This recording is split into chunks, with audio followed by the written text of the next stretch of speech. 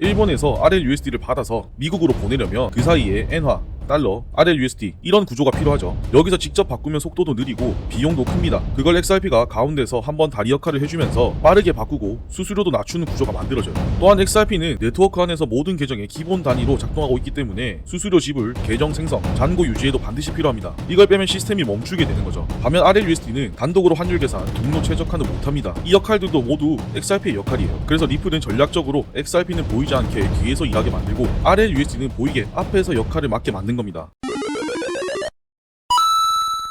지금 리플은 방향을 완전히 바꿨습니다. 이전에는 XRP가 유동성과 결제를 모두 담당했다면 이제는 그 역할을 RLUSD가 절반 이상 가져갔죠. 기존 구조에서는 XRP가 거래소를 거쳐 환율을 만들고 그 과정에서 유동성을 공급하고 결제까지 다 했습니다. 그런데 문제는 XRP 가격이 너무 자주 바뀐다는 거죠. 특히 기관 입장에서는 오늘 1달러에 들어올 코인이 오늘 1달러에 들어온 코인이 내일 0.7달러가 돼버리면 회계 처리가 어렵고 리스크가 커지기 때문이에요. 그래서 리플은 이 문제를 해결하려고 안정적인 RLUSD라는 스테이블 코인을 전면에 내세운 겁니다. 달러와 1대1로 묶여있고 변동성이 없으니까 결제나 청산에 딱 좋은 구조죠. 그리고 RLUSD는 실제로 거래되고 있습니다. 단순히 기술만 있다가 아니라 실제 글로벌 거래소에 상장돼 있고 하루 수천만 달러 규모로 실제로 쓰이고 있어요. 이게 USDT, USDC와 같은 기존 스테이블과 뭐가 다르냐? 차이점은 기반 인프라에 있습니다. USDT나 USDC는 대부분 특정 국가 중심 또는 금융권 통제를 받는 구조예요. 반면 RLUSD는 리플의 블록체인에서 다국적 은행 결제망과 직접 연결돼 있다는 차이점이 있습니다. 게다가 RLUSD는 단순히 보관용이 아니라 실사용 중심으로 설계됐기 때문에 해외 송금, 전자결제, 스마트 계약까지 넓게 확장할 수 있는 여지를 갖고 있죠. 자, 이게 무슨 뜻이냐면 리플은 XRP라는 변동성 있는 자산을 일단 바깥으로 빼고 가격 부담 없이 쓸 수 있는 결제용 화폐를 별도로 만든 겁니다. 그리고 실제로 중동과 아시아 일부 지역에서는 이 RLUSD를 활용한 결제 시스템이 이미 돌아가고 있습니다.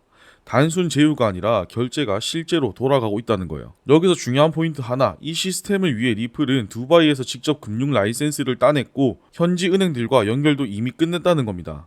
이건 단순 시범 서비스가 아니라 시장 진입에 가깝다고 봐야 합니다. 그럼 이제 XRP는 쓰지 않는 거냐? 전혀 그렇지 않습니다. 리플의 CTO 데이비드 슈워츠가 XRP는 절대로 없어질 수 없다고 명확히 말했죠. 그 이유는 XRP가 리플 시스템의 기술적 중심에 있기 때문이에요. 쉽게 말해서 표면적으로는 RLUSD가 왔다 갔다 하지만 뒤에서는 여전히 XRP가 모든 연결과 계산을 처리하고 있습니다. 왜 그럴까요? 예를 들어 볼게요. 일본에서 RLUSD를 받아서 미국으로 보내려면 그 사이에 엔화, 달러, RLUSD 이런 구조가 필요하죠. 여기서 직접 바꾸면 속도도 느리고 비용도 큽니다. 그걸 XRP가 가운데서 한번 다리 역할을 해주면서 빠르게 바꾸고 수수료도 낮추는 구조가 만들어져요. 또한 XRP는 네트워크 안에서 모든 계정의 기본 단위로 작동하고 있기 때문에 수수료 지불, 계정 생성, 잔고 유지에도 반드시 필요합니다. 이걸 빼면 시스템이 멈추게 되는 거죠. 반면 RLUSD는 단독으로 환율 계산, 경로 최적화는 못합니다. 이 역할들도 모두 XRP의 역할이에요. 그래서 리플은 전략적으로 XRP는 보이지 않게 뒤에서 일하게 만들고 RLUSD는 보이게 앞에서 역할을 맡게 만든 겁니다. 겉으로 보기엔 축소처럼 보일 수 있지만 실제로는 역할 재배치라고 보는 게 더 정확해요. 예전에는 리플이 IPO를 한다는 얘기가 많았습니다. 하지만 2024년 하반기 들어서는 공식적으로 IPO는 안 한다고 선언했어요. 이유는 간단합니다. 돈이 많아서 굳이 공모할 필요가 없다는 거죠. 리플은 지금 수십억 달러 규모의 현금을 들고 있고 그 돈으로 회사를 직접 사고 있습니다. 가장 대표적인 인수가 히든로드를 12억 5천만 달러에 최근 인수했었죠. 이건 단순한 확장이 아니라 아예 금융 백엔드 인프라를 자기 손에 넣은 겁니다. 즉 리플은 지금 금융회사가 아니라 금융 시스템 그 자체를 만들고 있다는 얘기예요. 또 하나 많은 암호화폐 기업들이 미국 내 은행 인가를 준비 중인데 리플은 여기에 이름조차 올리지 않았습니다. 왜 그럴까요? SEC와의 소송이 아직 완전히 끝나지 않았기 때문입니다. 그전에는 굳이 인가 신청해봤자 시간 낭비일 수 있다고 본 거죠. 그래서 리플은 지금 법적인 테두리보다는 필요한 인프라를 돈으로 사는 전략을 쓰고 있는 겁니다. 시장에서는 RLUSD가 부각되지만 정책과 기관 영역에서는 XRP가 여전히 중심에 있습니다. 국제결제은행, IMF, 세계은행, 그리고 WEF 같은 기관들은 XRP를 글로벌 결제 수단의 대안으로 계속 평가하고 있어요. 일본의 SBI는 XRP를 활용한 실시간 송금을 마스터카드와 함께 운영 운영 중입니다. 모건 스탠리도 XRP를 국제결제 시스템 대체 자산으로 연구했고요. 반면 RLUSD는 아직 공식 보고서에 등장한 적이 없습니다. 그 이유는 단순합니다. 아직 출시된 지 오래되지 않았기 때문인데 일정 기간 사용되고 국가 단위 거래량이 누적돼야 이런 공식 문서에 이름이 올라갈 수 있어요. 지금은 RLUSD가 시장을 밀고 XRP는 기간 영역과 기술 백엔드를 유지하는 이중 전략을 진행하고 있다 보면 됩니다. XRP는 절대 없어진 게 아닙니다. 시장에서 가격이 덜 부각될 뿐 시스템 중심에서는 여전히 돌아가고 있고 기술적으로도 필수 자산이에요. 단기적으로는 RLUSD가 실사용 결제에서 앞에 나서고 있지만 장기적으로 SEC 소송이 정리되면 리플의 역할은 다시 커질 수밖에 없습니다. 지금 리플은 두 자산을 목적에 맞게 분리했고 이걸 동시에 굴릴 수 있는 유일한 프로젝트로 남아있어요. 그리고 이 전략은 지금 시장의 요구, 즉 규제 안정성과 기술 확장성 이 두 가지를 모두 만족시킬 수 있는 방식입니다.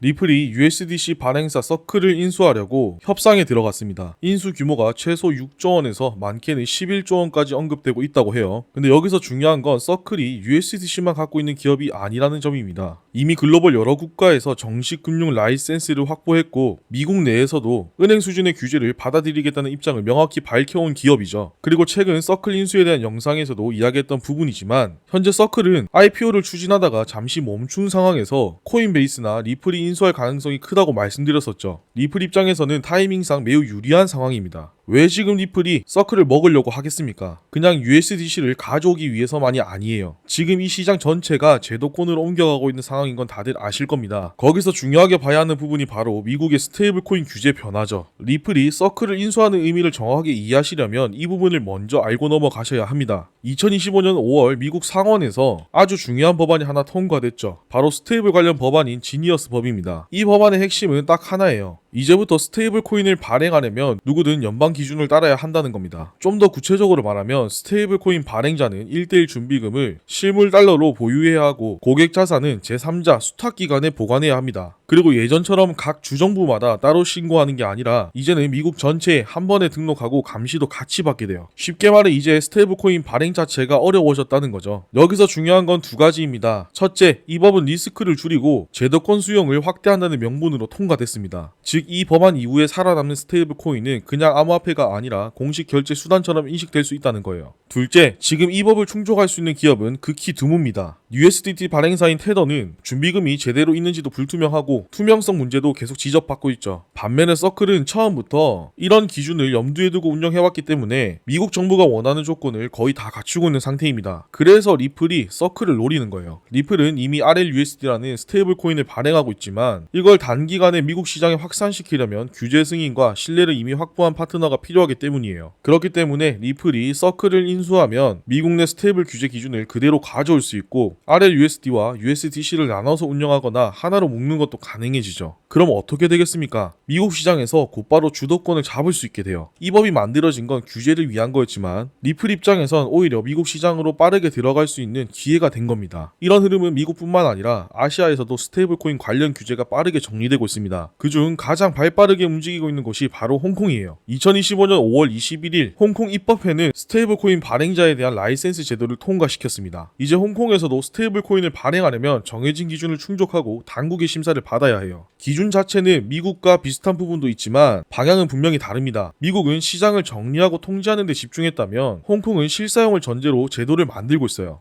예를 들어서 홍콩에서 많이 사용하는 교통카드 옥토퍼스라는 게 있는데 우리나라로 치면 티머니 같은 카드예요. 여기에 스테이블 코인을 연동하거나 공공요금 그리고 쇼핑 결제에 직접 적용하는 시범 사업들이 이미 움직이고 있습니다. 규제는 정리하되 실제로 쓸 수 있는 구조를 만들고 있다는 거죠. 즉 감사, 준비금, 상환 가능성 같은 조건은 들어가 있지만 안 되게 막는 규제가 아니라 쓰게 만들기 위한 기준입니다. 이런 환경에 맞춰서 움직이는 기업이 바로 서클이에요. 서클은 이미 홍콩이랑 싱가포르에 회사를 세워두고 현지 금융 당국이랑 붙어서 일하고 있습니다. 서클이 이렇게 양쪽 규제에 다 맞춰서 움직이고 있는데 리플이 서클을 인수하면 미국과 아시아에서 바로 통용될 수 있는 스테이블 인프라를 손에 넣게 되겠죠. 결국 리플은 복잡한 규제 절차를 하나씩 해결하는 대신 서클이 이미 만들어 놓은 길을 돈 주고 사는 겁니다. 법은 갖춰졌고 길도 뚫렸습니다. 그렇다면 시장에서는 돈이 어떻게 움직이고 있는지 봐야겠죠. 요즘 기관 돈이 암호화폐 시장으로 많이 들어오고 있습니다. JP모건만 봐도 알 수 있죠. 예전에 비트코인은 사기라고 하던 데가 지금은 고객 대상으로 비트코인 거래 서비스 뉴스를 열었어요. 기관들이 실제로 ETF에 돈을 넣고 있다는 게 숫자로 확인됐습니다. 2024년 말 비트코인 현물 ETF가 승인된 이후에 블랙록 같은 상품에만 반년 만에 80억 달러 넘게 들어갔습니다. JP모건은 이걸 인정하고 고객들에게 그 상품을 연결해주기 시작한 거예요. 기관은 아무 때나 돈을 넣지 않습니다. 규제가 정리되고 인프라가 준비되어 움직여요. 그래서 지금처럼 미국, 아시아에서 제도가 갖춰지는 시점은 아주 중요합니다. 리플 입장에서 봤을 땐 이건 기회겠죠. 원래 XRP는 은행 간 결제 RLUSD라는 스테이블 기반 결제를 위한 자산인데 서클까지 인수하면 규제 기준도 충족되고 기관이 쓸 수 있는 결제 인프라가 완성되는 겁니다. 실제로 서클은 이미 기관 대상 송금 API를 운영하고 있고 RLUSD도 리플렛을 통해 중동, 동남아,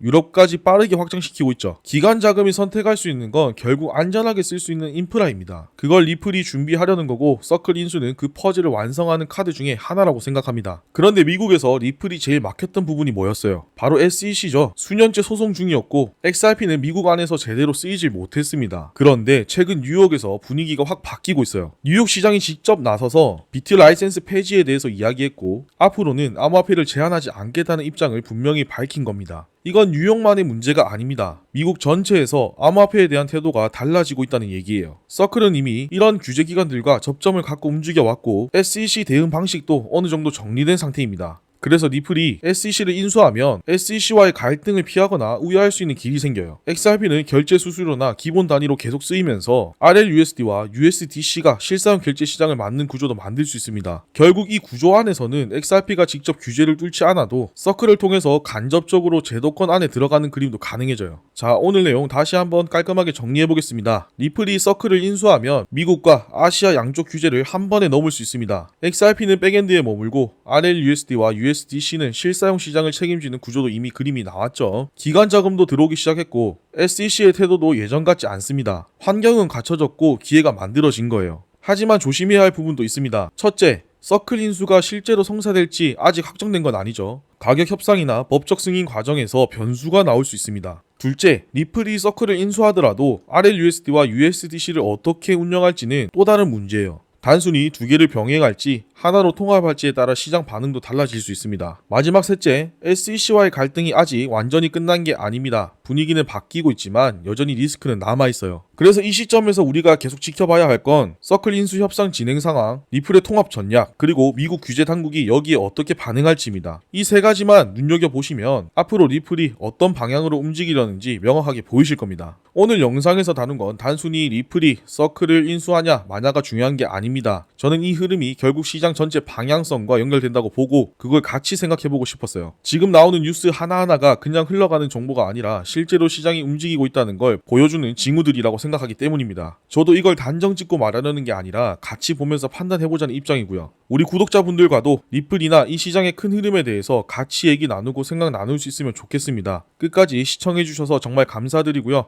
오늘 영상이 도움이 되셨다면 구독, 좋아요, 알림 설정 꼭 한 번씩 눌러주시고 내용이 어려웠던 부분이나 이번 내용과는 별개로 궁금한 게 있으시다면 아래 댓글로 편하게 달아주시면 제가 읽어보고 답글을 달아드리던지 영상으로 정리해드리도록 하겠습니다. 그럼 저는 좋은 내용 준비해서 돌아오도록 하겠습니다. 감사합니다.